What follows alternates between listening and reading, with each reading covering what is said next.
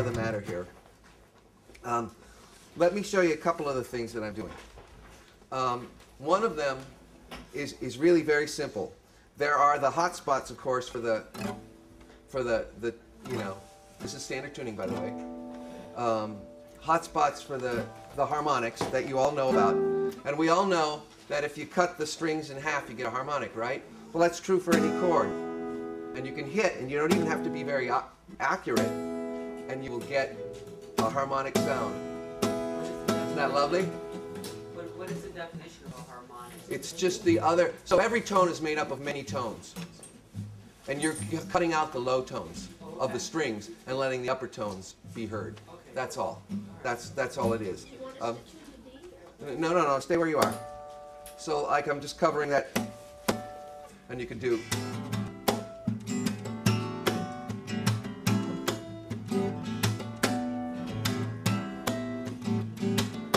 And all I'm doing is covering that D, it's a standard D, you know, bar chord, and I'm hitting up here. And you gotta hit it like you would hit a drum. You kind of bounce off, right on the frets. Try it. Just take a E chord, just take a standard E chord, and hit right here, just above the 12th fret. Let's see if you can get something. You want to hit it. Yeah, right above, a little closer to the 12th fret. Yeah, right where the 12 frets up. You have to get the hand just right. Now I play doumbek, so I have some skills with hand drums, but the stroke is really, it's like you're slapping yourself. Take the back of your hand, and when you feel that sting, that's the right motion.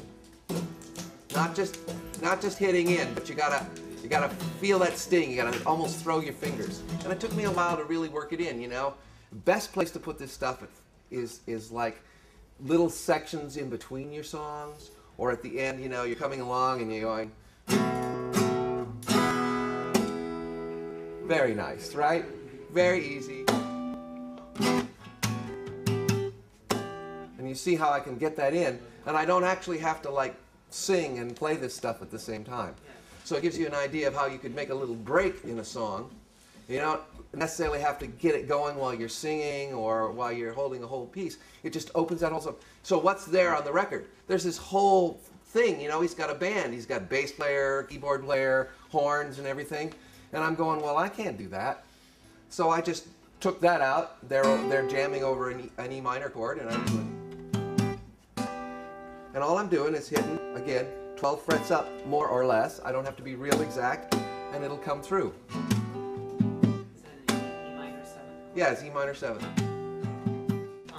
it's over here, then you want it halfway between here and here. Yeah. Measurement. So if it's like down here, you're gonna cut it. Yeah, and you actually know where these things already are because your guitar's marked. I mean, you can't see my marks because it's a Loudon, but I do have marks here. I'm not flying blind.